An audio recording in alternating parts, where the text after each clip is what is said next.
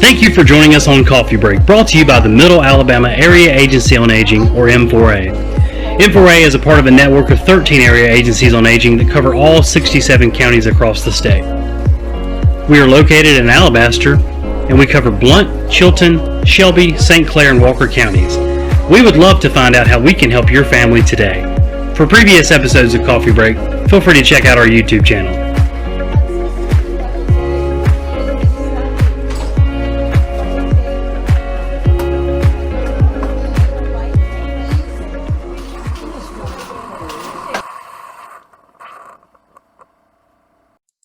All right, we'll go ahead and kick things off again. My name is Jeremy Rains. I am one of the staff members at the Middle Alabama Area Agency on Aging, also known as M4A. We are located in Alabaster, and we'll go over a little bit more about our agency towards the end of this presentation, if we have a few minutes. But just to give you guys kind of a background on what Coffee Break is, the purpose, the initiative behind it, and kind of how long we've been doing this. As with everyone else, whenever the pandemic hit, we were looking for alternate ways to get education and information out to the masses. So we decided, specifically with our two in-house projects known as the PANDA Project and the Alabama Cares Program, that we knew we wanted to provide some type of educational and brief moment of respite for caregivers. So we came up with the term Coffee Break, and this is session number 26. Last year, we were doing these twice a month. We've since, in 2021, cut this back to once a month. And so we're continuing to keep this initiative going in September as well. And speaking of September, September is Fall Prevention Month. And so we wanted to definitely bring awareness to that this month. And so session 26 will be covering fall prevention. We typically try to do a really good job of putting this on our Facebook page. So if you're joining us, you've never joined Coffee Break before, or you really see this to be an impactful initiative that we have going, feel free to go ahead and monitor our Facebook feeds throughout the months, where we will put these as an event on our Middle Alabama Area Agency on Aging Facebook page, as well as make it so that you can share it with friends and family if you see that this might be something that might impact them as well. Again, I mentioned earlier that this is brought to you by two of our in-house programs, the PANDA Project, as well as our Alabama Cares Caregiver Support Program. And today's speaker is Miss Laura Dunham. She's an occupational therapist and a certified dementia practitioner. She's the owner of Occupational Therapy Solutions located in Shelby County. She's also a certified skills to care provider and a certified CBIT provider. So I'm going to pass it on to Miss Laura now. And like I said, Miss Laura, just let me know whenever you need me to change screens. For those that are, again, joining us today as a participant, there is a Q&A and chat feature within the Zoom platform. So if you have any questions that pop up during this presentation, feel free to drop those in. We'll make sure we get those answered. And then for those that are in our social media world, whether this is in real time or at a later date, make sure you drop your comments under the video, and we will make sure we get that answered for you. So Ms. Laura, I'm going to pass it on to you. Thank you, Jeremy. Good afternoon, everybody, and I'm so excited to be here. Thank you for coming to this talk on how you can reduce your risk for fall. And I appreciate you, Jeremy, and M4A for asking me to participate. I'm glad to be here. Okay, you can switch the slide, please. My name is Laura. I have over 25 years of experience. I'm an occupational therapist, and I work primarily with older adults and have for the entirety of my career. My work in skilled nursing facilities, home health, and behavioral health settings has helped me appreciate the importance of taking steps to prevent falls. Falls are a major health concern and can lead to injuries that can make everyday activities challenging. And concerns about falls can lead people to cut back on activities that they are physically and mentally capable of performing. And this is a real problem because being inactive raises your risk of falling. So staying active in a safe way helps us be physically fit and engaged in life. So although falls are the leading cause of injury and accidental death in adults over the age of 65, they can be prevented. So by taking control of your health and utilizing the resources that are available to you, you can reduce your risk of falls and continue to do the things that you enjoy. It's important to know that you're not alone in your efforts to manage your fall risk. Occupational therapy practitioners, other healthcare providers, And many people in the community are dedicated to supporting your health and well-being, but you are the leader of your falls prevention team. All right, Jeremy. By the end of this presentation, it's going to take about 30 minutes. My hope is that you will gain knowledge that will help you lead your healthcare team to reduce your risk of falls. So by the end of this presentation, you should be able to recognize that most falls among older adults result from interacting risk factors. You should be able to describe how OT practitioners can help you reduce your risk of falls. And you should be able to identify strategies and resources that you can use to reduce your risk of falls. So the question is, why do falls happen?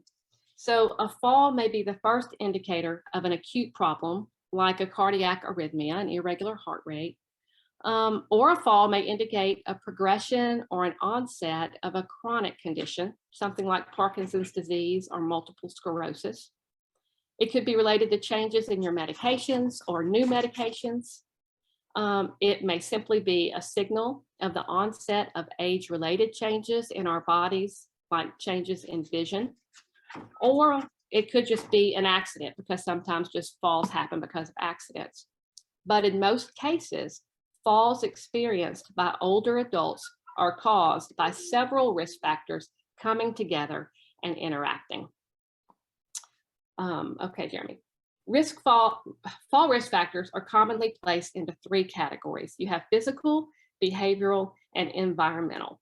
But keep in mind that they frequently interact. It's not typically just one alone that causes a fall.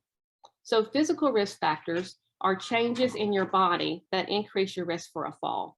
So that might be impaired balance. That might be an example of a physical risk factor. Behavioral risk factors are things that we do or don't do that increase our fall risk. Something like not asking for help when doing something that might cause a fall. It's a behavioral risk factor. And then environmental risk factors are typically hazards in the home or the community. Something like loose throw rugs or unclear pathways, and sometimes even pets that get in our way. I see that a lot. All right. So let's look at this picture as an example of how the risk factors combine to increase your fall risk. So let's look at environmental risk factors. And I wonder what factors that you see in the environment that might pose a fall risk. So I'm going to give you just a second to look at that. And if you see anything, feel free to type it in the chat.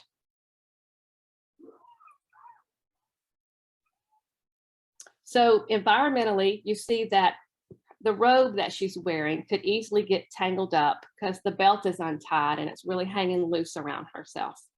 It might be really hard to see, but her shoes, there's something like flip-flops.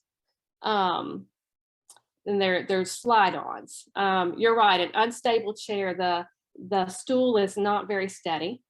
Looking at her kitchen environment, yep, the rug. We got, I don't know if you can see that, but there's a vacuum cleaner in the way, right in front of the cabinets. So those are some of the environmental factors. Yeah, you could use the vacuum cleaner for balance, that's true. Okay, let's move on to behavioral risk factors. What can you see that might be, oh no, Jeremy, I'm sorry, go back to the picture. Look at the behavioral risk factors. What things that she could or could not have done, changes that she could have made personally, that might decrease her risk for falls? Yes, she needs to tie her rope for sure. Yes. Yes, ask for help is great. Storing things down, using a step ladder with a handrail on it would be great. Planning ahead so she could ask someone for help. She could also just organize her kitchen ahead of time. So those things that she needs on that top shelf, if she really needs that and uses that often, it should be placed on the cabinet or on the counter or a lower shelf in the cabinet. So that's right. Great. So what we don't know is if this person has any physical or medical problems that might be risk factors. But many people have developed physical risk factors with age. And sometimes they develop so gradually that we're not even aware that we have them. All right, next. So it's important to remember that the risk of falling increases with the number of risk factors present. So it might be difficult to get rid of all of the risk factors, but small changes can make big differences. So consider this tower analogy. Imagine you're building a tower of bricks with one brick stacked up on the next one, and each brick represents one risk factor. And as the tower gets taller and taller, it becomes more unstable. In the same way, when your risk factors stack up, your risk of falling increases. So the goal is to shrink the tower, because we might always have some bricks or risk factors, especially since some risk factors like already have fallen once or getting older. We can't change those things, but we can shrink the tower and therefore reduce the risk for falls. All right, next. So now we have a little bit better understanding of why most falls happen. Let's talk about the role of occupational therapy to help with fall prevention efforts. So the question is, what is occupational therapy? And you or someone you know may have worked with an occupational therapy practitioner before. So occupational therapy helps people of every age do the things that they want and need to do through the therapeutic use of everyday activities. And we call these everyday activities occupations. So we use your everyday activities as part of your therapy process to help you remain as independent as possible and functioning as well as you can be, despite any injury, illness, or disability. All right. So the term occupation refers to a person's involvement in meaningful activities, and your life is made up of many occupations. So some of my occupations are caring for my family, working, cooking, cleaning, driving, shopping, those types of things. Your occupations, the day-to-day things that you love to do, are linked to important roles in your life, like being a grandparent, a friend, a volunteer, an employee, a caregiver. And most of us are happiest when we engage in activities that reflect our values and our identity. The fear of falling or an injury caused from a fall can keep us from doing the things that we like to do. And this is where OT comes in to help you safely do what is meaningful to you. All right. So OT practitioners work in many settings with people of all ages. And these settings include, but they're not limited to, schools, hospitals, medical centers, workplaces, prisons, behavioral health centers, and we're everywhere. So we can be in many, many different settings. Okay. One of the settings an OT is of service is in the home and community. So after a fall-related injury or to prevent a fall, OT practitioners help older adults safely stay active where they live. And OT teaches people safe ways to do the activities and the work and works with them to build strength, endurance, balance, and problem-solving skills. We also can evaluate the home for fall hazards and address the problem areas. And these are important steps in reducing the fall risk in the home. All right. So occupational therapy practitioners work with people at risk for falls to help them better understand and manage their risk factors. These can be physical, behavioral, environmental, a combination of any of them.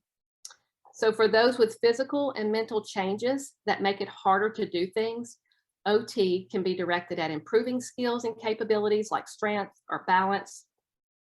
We can be directed to teach people how to modify their activities so that they can do them safely. Or we can help you change the area or the environment around them to reduce the risk of falls. Things like improving lighting or removing tripping hazards. Okay. OT practitioners also work with people after they've had a fall when their injury disrupts their ability to be involved in what they really want to do. So they work with people who have sustained injuries like a hip fracture, a wrist fracture, or a head injury after a fall. And we help you answer the question, how can I still do the things that I need to do on a daily basis to care for myself and my home and fulfill my responsibilities? An OT can work with clients to help them problem solve the best way to get dressed, take care of their garden, shop for their food, cook, stay involved in the community, continue to do their favorite hobby, all of those occupations that you enjoy doing. OT starts with what people want to do. Then we look at what physical and other changes are interfering with this, and then we determine strategies to help them do it safely. So for example, a person coming home after being hospitalized for a hip fracture after a fall can be much more independent after he's learned from an OT how to bathe, dress, and move about using adaptive equipment. And some of these adaptive equipment pieces might be a reacher, a long-handled sponge, or a raised toilet seat. At the beginning of the presentation, I said that you are the leader of your fall prevention healthcare team, and this is an important point. You are where any fall prevention effort begins, and you always must be the focus. And your OT practitioner can help you manage your fall risk over the long term by teaching you fall risk management skills, things like action planning, accessing resources, creating strong partnerships, and this helps keep you at the head of your team. So to learn more about fall prevention, let's take a look at the story of Terry. Now keep in mind, each OT program is unique and we address the individual needs of a given client. However, hopefully Terry's story is going to provide insights into how OT works with clients to reduce their fall risk, and it might also help you consider and act on fall risk in your own life. So we see a picture of Terry, and Terry is a 71-year-old man who works part-time at a local home improvement store. Overall, he's in good health, and he's always considered himself to be athletic. But about 5 years ago, he developed diabetes, and because of his diabetes, he has some tingling and numbness in his feet. So recently, Terry was at home after a Sunday afternoon get-together with neighbors in his backyard, and he fell when he was cleaning up after the party.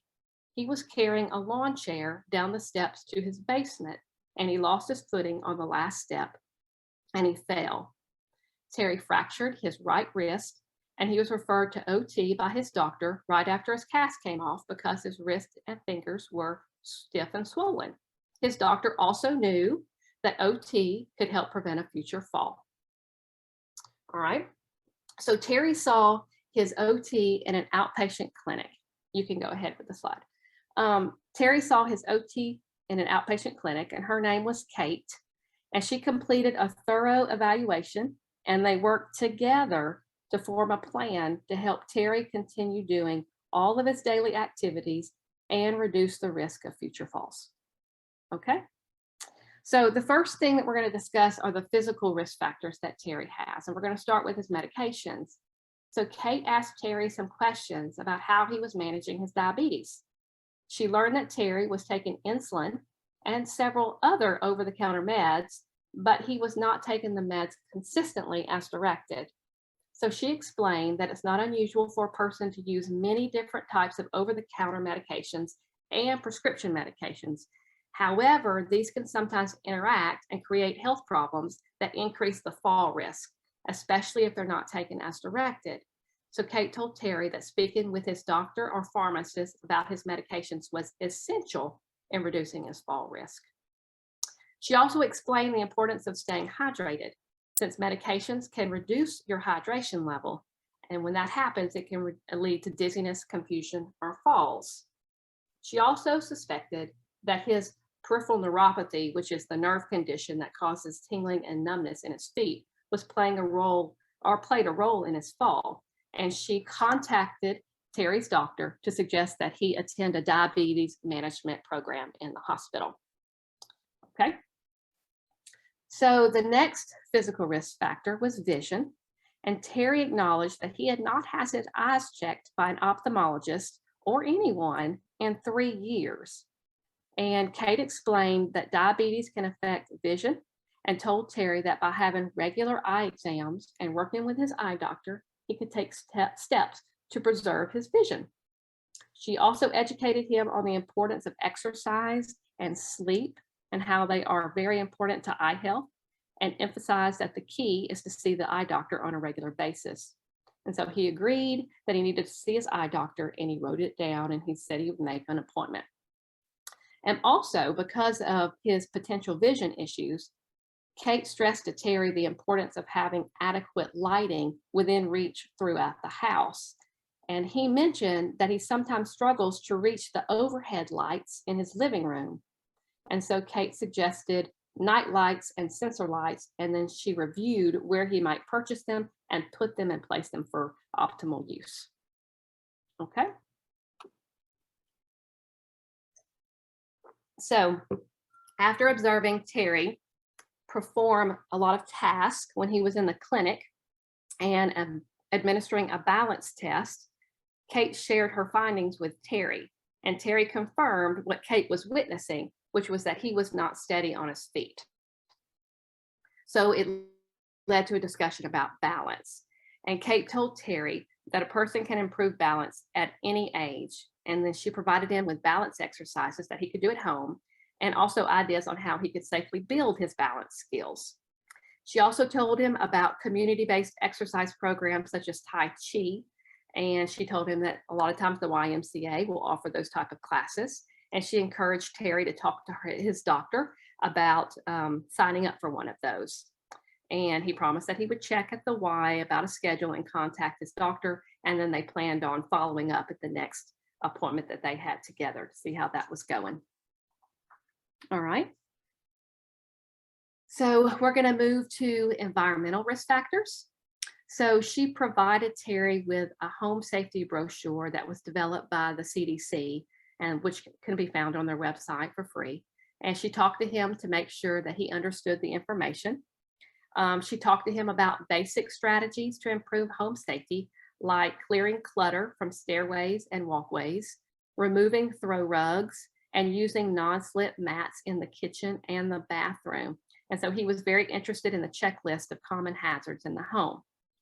And he commented on how the home improvement store where he worked had a section that was devoted to safety in the home. And he thought it would be a good idea to install a grab bar in his shower. So Kate helped Terry to complete a realistic step-by-step plan to make sure he had the help he needed to get the grab bar and install it.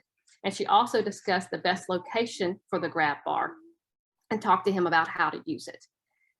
She also suggested a handheld shower and a shower chair because of his balance concerns and his risk injury.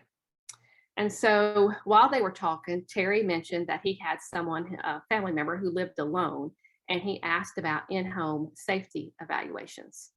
Okay. So Kate explained that OTs do provide in-home safety assessments. So research shows that home safety assessments and the changes that follow help reduce the risk of falling, especially when they're done by an occupational therapist. So an OT home safety assessment includes carefully reviewing the person's ability and determining whether the home environment fits the person and helps them stay independent. So a room by room check is done for safety hazards, and it's combined with a thorough assessment of how the person moves around the home and the habits that increase or reduce the risk of falling. And it helps provide a complete picture of home safety. And evidence suggests that a one-size-fits-all approach to home safety does not reduce fall risk, and that each person must be looked at individually. So at this point, we've heard a lot about his physical and environmental risk factors. So we're going to consider Terry's behaviors and how they might increase or decrease his fall risk. But in order to look more closely at his behaviors and determine his interests, Kate had to administer a questionnaire that let her know all of the occupations or his daily activities that were important to Terry's life, as well as those of interest to him and related to his long-term goals. And so through this, Kate learned that Terry had not yet returned to his job at the home improvement store, but that job was really important to him. She also found out that Terry had a supportive boss who planned to put him on light duty when he came back to work. So in order to help him best pursue this area of his life, Kate helped Terry better understand what he could and could not do at work, building on the restrictions that his physician had given him. So, for instance, he was not allowed to do any activity that used a lot of pressure or force on his hand and wrist. So Kate asked Terry specific questions about his job demands, and she taught him how to problem solve and determine whether an activity was safe for him or not. And so through this, Terry learned that carrying or even bagging heavy items were against the doctor's orders, while activities such as writing or using a computer keyboard were important to his recovery. All right. So Kate and Terry then discussed the behaviors that may have led to Terry's fall and injury.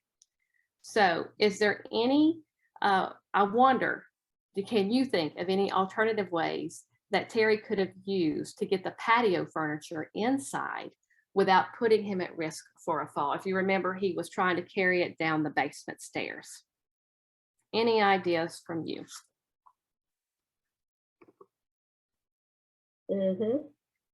Ask for help for sure.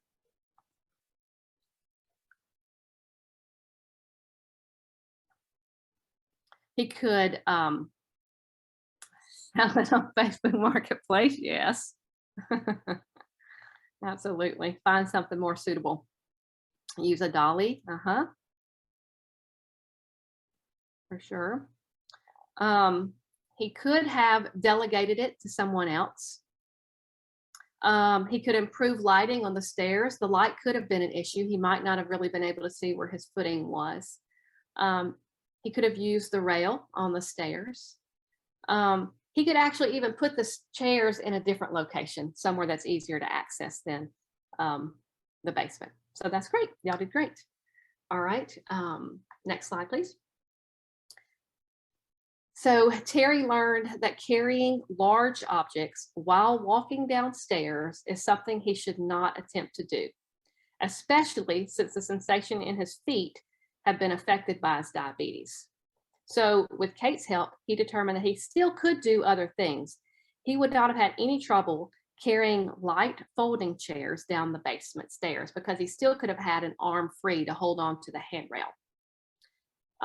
They talked about how Terry could get into the habit of planning ahead to make the activities easier. So she explained that the key is to stop, evaluate everything involved with the activity, including safety risk, and make a plan. All right. So Kate focused on balance, vision, and medication when working with Terry because she knew that these are common physical risk factors. And then through the evaluation, she also focused on Terry's roles and occupations and fall hazards in his home that led to a plan to make his bathroom safer. And then Terry's fall prevention behaviors were an important focus of the OT program. They worked together to make a comprehensive plan to manage his fall risk. Okay. So a summary of the strategies to reduce fall risk. And these are general strategies that can be applied to anyone. So you want to manage chronic illness or conditions, always talking to your doctor, keeping up with your regular exams, get a regular eye exam. You want to stay hydrated. You want to talk to your physicians and pharmacists about medications that you're taking, all medications, even over the counter. Staying active and exercising regularly is very important. Finding alternatives for potentially risky behaviors, and then identify and eliminate fall hazards in the home. All right. So it's important to remember that falls can be prevented. And by taking charge of your health and utilizing the resources that are available to you, you can lower your chance of falls. So talk to your physician about services to help you prevent falls, like occupational therapy. All right. So are there any questions? You kind of answered my question there, Laura. I was going to ask, I mean, obviously you alluded earlier to, OT being one of those things that it's really presented in multiple different avenues as far as, different different home and community-based services to institutional and different things. But in general, I think you just mentioned it. If someone was just looking at this as being potential, I guess the first step would be just to reach out to their primary care physician. Absolutely, yes. And then my next question would be, a lot of times, and I'm sure you see a lot of this, especially over 25 years of experience, when is the appropriate time, or what would you suggest as far as, a lot of times people will kind of wait from what we've seen, will kind of wait till later in life to start, trying to make accommodations within their home to make it more handicap accessible or more accessible to prevent falls. What would your recommendation be as far as, as you're going through life? Would you prepare earlier, or how would you suggest something like that? I would suggest that everybody do it now. Yeah. You never know what life will bring. You never know what type of accidents or what circumstances may come your way. And so, when you get to an age, 50-ish or so, and that's coming, it's going to come. So if you are going to be making any type of modifications to your home, updating your home, those are the things to keep in mind about how can I enter my shower safely? Are there a lot of steps? There's a lot of things to consider with that, but I would start considering it if you're making any type of changes to your home. And then if you're moving into a new home, and you know that this is going to be the last home that you're going to be in, look for those. Those are important things to look for when you're in your home. And if you're not doing it now, at least be saving for it, because it's going to cost a lot of money potentially. I mean, we see, from modular ramps to wooden ramps, they can be pretty costly, and obviously everybody's budgets are different, and things can be very limited on the access to those types of resources and funds from a like social service standpoint. So that's always our recommendation too, is to really plan for tomorrow, because now is a good time today to start planning for that. We did have another question that came through. It says, is OT available without a physician referral? In order to, no, you need to have a physician referral. We can get an evaluation, we can consult without a physician referral. We can come and do an evaluation without a referral. But in order to progress through the treatment plan, we're going to need the doctor's, okay with it. Great. And I don't see any. I just checked out the Facebook. I don't see any questions. But if you're listening to the Facebook, or listening to this webinar through our Facebook, feel free to drop a comment, and we'll make sure we get it asked for Ms. Laura. And I don't know that I see any more. It looks like we had another one just come through that says, how is OT really different than physical therapy? That's a good question. Yeah, so they're really quite different. But we do overlap a little bit. So physical therapy focuses in on mobility. They really work on getting someone mobile. And OT really works on function. And we take the person, we look at what the person's goals are, what their roles, what their activities are. And then we work toward learning what those barriers are and getting them back to doing those everyday activities. And we do that through your occupations. So if you were to have, say you had a hip fracture, you might go to a PT and they might work specifically on your hip and regaining the strength and the mobility and the range of motion and the stability in your hip. Whereas OT is going to look at, okay, what are the things that they have to do every single day that are a concern to them and that they love? And then we're going to work on looking at the activity or the person or the environment and working within those three, getting them back to doing what it is they need to do. Adapting. It almost sounds like you work from a preventative standpoint as well, to kind of prevent those factors from coming back up. So I'm sure you guys probably work collaboratively a lot, as a follow-up, I guess. So that was actually kind of the next question that came through, was, can you work with both at the same time? Absolutely, yes, all the time. Great. Well, I don't see any more questions. If you have any questions, we have some time here. Feel free to drop those in the chat or Q&A. Now, Laura, was there, as far as contact information, did you want to go over that at all, as far as how any listeners might be able to get in contact with you? Sure. I don't know if I can. Did you put on chat? Put it in the chat. How about that? Yeah, that'll probably be the easiest. I will put my email in there. And then I can also put my number in there, and you can text and I can get in touch with you either way. Okay, and for those that are in the social media world, you might not be able to see the chat. That is Laura, Laura at otsbham.com. Laura at otsbham.com, and the number is 205-532-2237. 205-532-2237. And Laura, we really appreciate you coming on and joining us. We really appreciate, we know that this is obviously probably not something that people just love to talk about, about getting older and, having fall risk and trying to build back strength from falling. So, but we know it's a very real issue.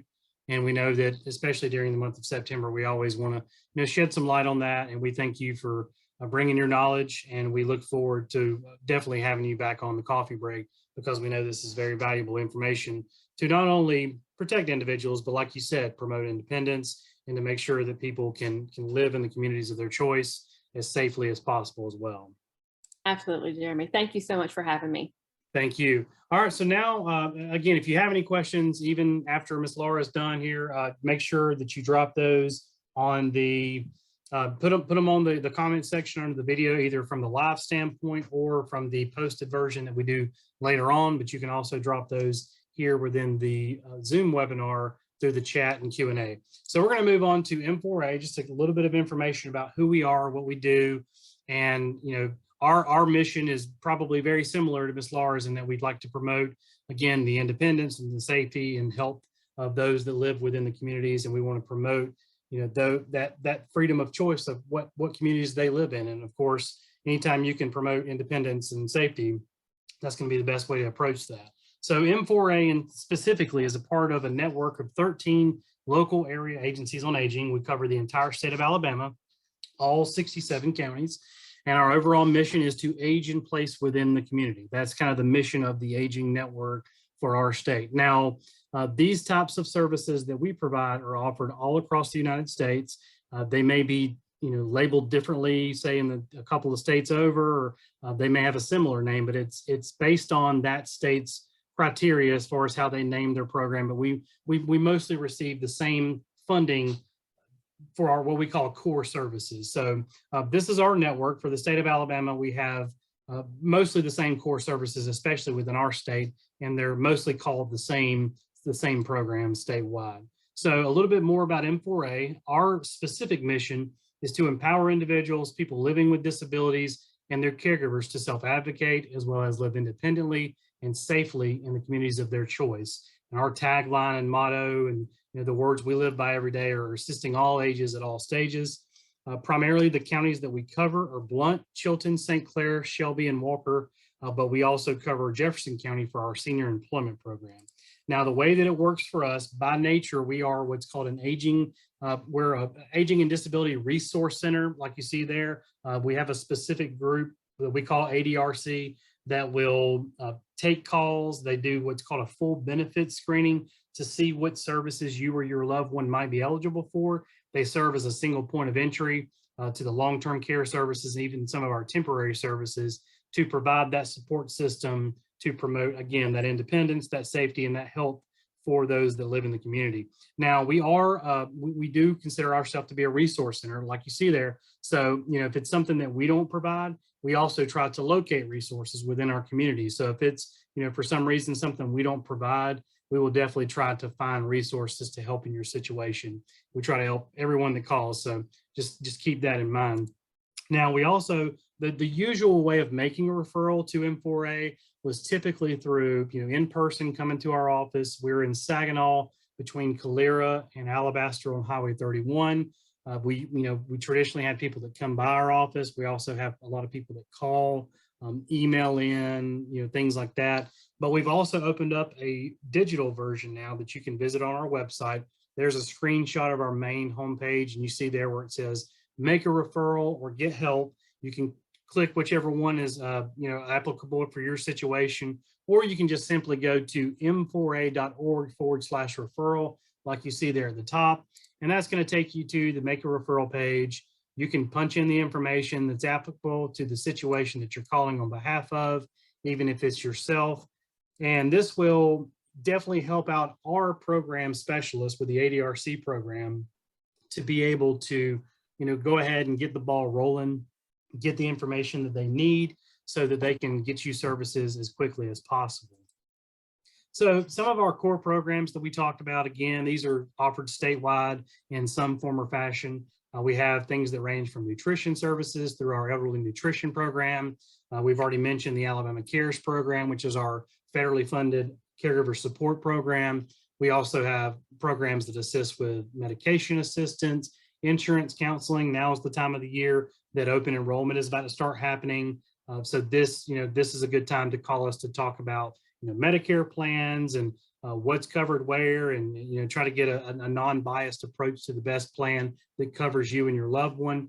Again, I've already mentioned the senior employment program. We also have a contract with a legal attorney that does elder law, things like advanced directives and long-term care planning similar. If it's something that's not covered through the Older Americans Act that we contract with them on, they can certainly lead you in the right direction or get you get you to the right place so that you can get those questions answered. We also have different initiatives like elder abuse prevention and long-term care support services through our Medicaid waiver program, as well as our ombudsman representative program, which is in short, the individual who kind of represents, they're kind of the liaison between a resident in a long-term care facility and the facility themselves. So they help to, take information, investigate things from a limited standpoint, and really try to mitigate any issues that may arise that can be taken care of. So some of the other programs that we have offered through M4A that are unique to us, these are not necessarily offered throughout the state of Alabama. However, there are probably similar programs throughout the state, or even more so than what we have. But the ones that are unique to us, we have the PANDA project, which is in short, a support program for individuals who have intellectual or developmental disabilities with a high risk or a current diagnosis of a dementia-related diagnosis. Also individuals in general who have a high risk or have a diagnosis of a dementia-related diagnosis, and then also their caregivers. That is specific to Shelby County for now. That is through a grant program that we received through the Administration for Community Living, ACL. And so we're very proud of that. We also have different initiatives like our Dementia Friendly Alabama initiative, where we train first responders and really the community as a whole about interacting with individuals who they may come in contact with who have a dementia-related diagnosis or really any type of cognitive impairment. We also have different initiatives like our Living Well Alabama program that talks about self-care and good habits, and like Ms. Laura mentioned earlier, making those care plans or plans for yourself to accomplish, and goals to try and live a better life. Then we also have our Critical Needs Fund, which is ever growing. This was something that was started during the pandemic's first start, where we were looking to maybe bring in more funds to help, because there's such a great need in our community right now, and that seems to be ever growing for sure, keeps on going. So we know that that's such a critical need. Then we also have our AIM Community Service Project. Ms. Laura may be familiar with this program because it talks a lot about what she was referring to earlier, and that this program strives to provide low-cost home modifications mostly through volunteer efforts to, that kind of works hand in hand with the Critical Needs Fund to provide things like wheelchair ramps, grab bars, if there's something, a broken step, something that can really inhibit that independence and safety within the home. So that is really there as a volunteer effort to try and make improvements throughout our community and promote that safety and independence. Now, we are on social media. We're more active on some than we are others, especially in the Facebook world and the YouTube world. But we are live streaming this live on Facebook right now, but we will be putting this in a recorded, edited version on our YouTube channel. And we will occasionally peek our head into the Twitter world and Instagram, but mostly Facebook and YouTube. And we also have a general newsletter for our office. So if you go to m4a.org, you can sign up for our newsletter. We also have several programs that have their own newsletter, like the Alabama Cares program, specific to family caregivers. So feel free to reach out to us and see how we might be able to help. even if it's not someone, specifically involved with your life, if it's a neighbor, someone from a faith-based organization, someone that's just been a lifelong friend, feel free to have them reach out to us. In some form or fashion, we can probably get them some kind of resource or some kind of advice on how to improve the quality of life in their situation to help cope with it the best way possible. Here's our contact information. I mentioned it earlier. We are in the Saginaw area, right across from the post office in Saginaw on Highway 31 between Calera and Alabaster. We're in a cul-de-sac, just in the little industrial park across the street there. We are closed specifically right now during the pandemic, but you're more than welcome to swing by if you have to, or contact our number. That's probably the best way to start. You can also visit our website and submit a general question through our generic email that will get to the staff that can definitely get back with you as quickly as possible. Now, we typically do coffee breaks every month. We're having a big transition right now, several things going on. We're going to have some limitations on staff going into October. So we're going to put the coffee break on a postpone until November. November is going to be Caregiver Awareness Month. That is National Family Caregiver Awareness Month, as well as, I believe it's National Alzheimer's Awareness Month. So we're going to try to get a speaker to talk a little bit more about being a caregiver and supporting caregivers, especially if you're not one, but you have one in your life, and just some tips and tricks on just kind of shedding a little bit of light on the hardships that is being a caregiver, and you're not thanked enough. So we'll definitely look forward to that presentation. Now, if you have any topic suggestions, feel free to send those emails to panda@m4a.org, and we will certainly make sure that we try to bring we always try to bring new topics to coffee break. That sometimes those get interrupted by factors that are beyond our control, but we try to bring new, fresh topics every month the best we can. So definitely make sure that you send any suggestions there, and we will try to cover that as quickly as possible. So that's all that I have today. Again, we thank Ms. Laura for joining us. We really appreciate you, again, shedding that knowledge on us. Again, this is something that a lot of people don't like to talk about, but it's something that definitely needs to be talked about, both for individuals and for their care circle, their families that, that are there looking after them. So thank you again, and we appreciate you all joining us. We have a great group today. We appreciate you joining us, and we will catch you in November for the next edition of Coffee Break.